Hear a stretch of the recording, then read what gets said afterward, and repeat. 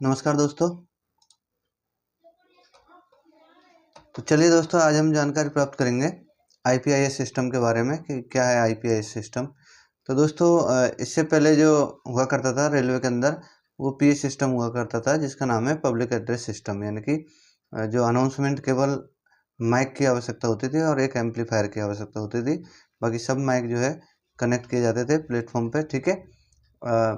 Mic और horn type speaker, ठीक है। तो अब उसको धीरे धीरे जैसे ही उसमें टेक्नोलॉजी चेंज हुई, उसका नाम जो है पीआईएस रख दिया, पब्लिक एड्रेस सिस्टम, ठीक है। और अब जो है पीआईएस मतलब पब्लिक इंफॉर्मेशन सिस्टम, और अब जो लेटेस्ट नाम है उसका आईपीआईएस सिस्टम, ठीक है। बाकी वर्जन जो है चेंज होते गए। तो अभी जो जिस वर्जन के बारे में बात करेंगे, वर्जन 0.0 है। और RDSO स्पेसिफिकेशन नंबर जो है इसका TC 108 और 2019। और ISO नंबर जो है 9001 और 2015 है, ठीक है। 2020 में ये इफेक्ट हुआ है। तो इसका फुल फॉर्म जो होता है आईपी बेस्ड सिस्टम है दोस्तों। ये जो इसका स्पेसिफिकेशन है वो आईपी बेस्ड है, जिसका फुल फॉर्म होता है इंटीग्रेटेड पैसेंजर इंफॉर्मेशन सिस्टम। तो इंटीग्रेटेड का मतलब है कि इसको अब इंटीग्रेट कर दिया है, यानी कि जोड़ दिया है।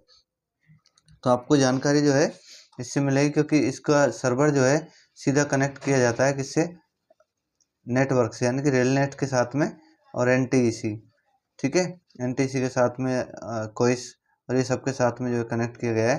तो अब इसके लिए एक आईपी, जो भी डिवाइस होगा उसकी एक आईपी होगी और आईपी से ये कनेक्शन जो है रहेगा। और उसके लिए क्या क्या डिवाइस की आवश्यकता रहती है तो मैं बता देता हूँ। यहाँ जो ऑपरेटर रूम है उसके अंदर जो सिस्टम लगा रहता है वो है CDS। CDC होता है एक तो, और एक होता है CDS। तो CDC का फुल फॉर्म होता है सेंट्रल डाटा कंट्रोलर। तो ये सेंट्रल डाटा कंट्रोलर होता है जो कि एक CDS से जुड़ा रहता है, यानी कि सेंट्रल डाटा स्विच, एक स्विच के द्वारा जो है जुड़ा रहता है। और इसकी जो कनेक्टिविटी रहती है आप देख सकते हैं दोस्तों, इसकी कनेक्टिविटी सर्वर से रहती है।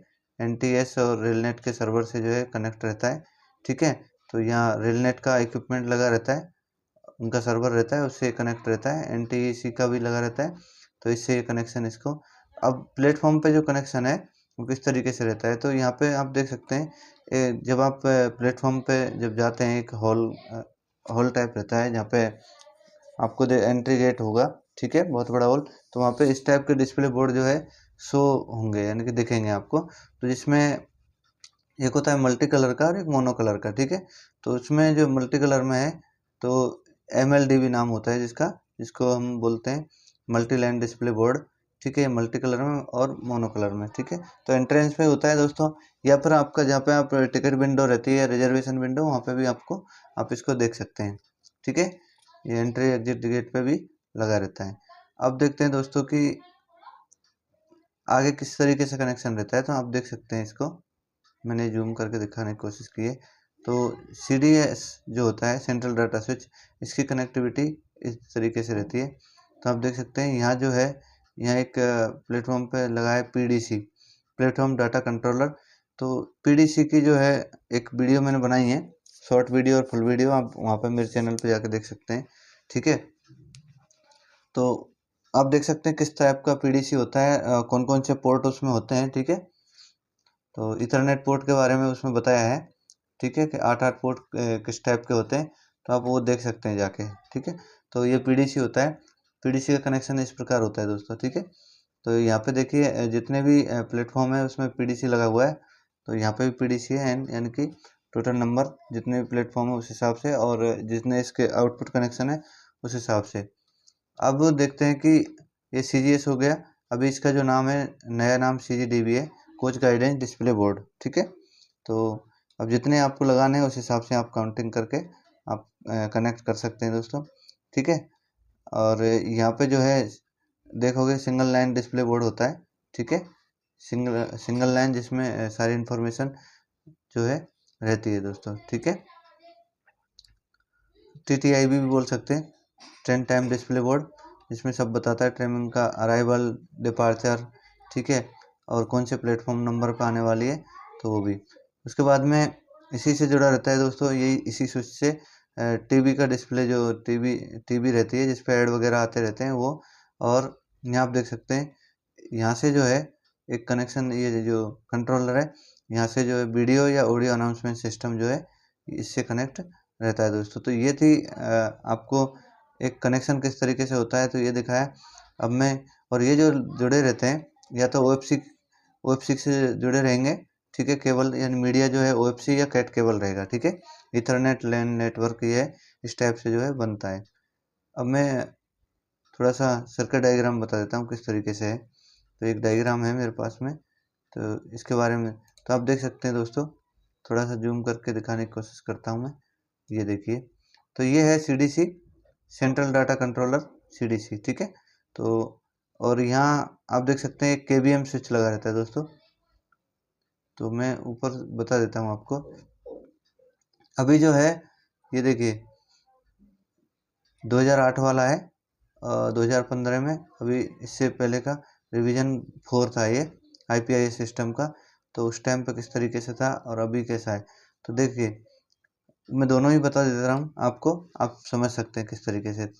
तो देखिए CDC सेंट्रल डाटा कंट्रोलर, जिसमें एक KVM स्विच है।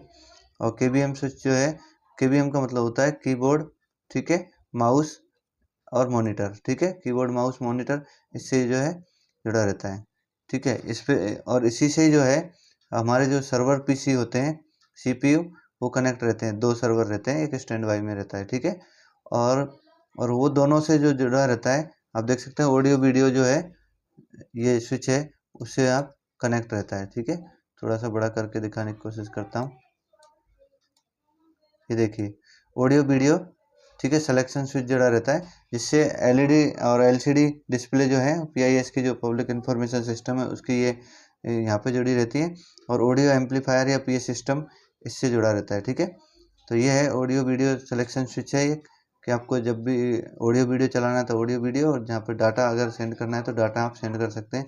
तो मैं ये कनेक्शन की बात करता हूँ, तो AGDB, ठीक है, at a glance display board, जिसकी मैं बात कर रहा था ये, तो इथरनेट से कनेक्ट रहता है। ये भी इथरनेट से है, ये सिंगल लाइन डिस्प्ले बोर्ड है, ठीक है। ये PDC के द्वारा, प्लेटफॉर्म डाटा कंट्रोलर के द्वारा जो है जुड़ा रहता है।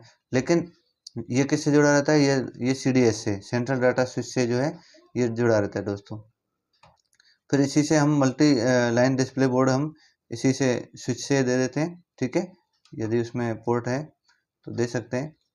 और दूसरा है कि ये जो है CDC का, इसमें जो है RS 485 पोर्ट होता है, ठीक है।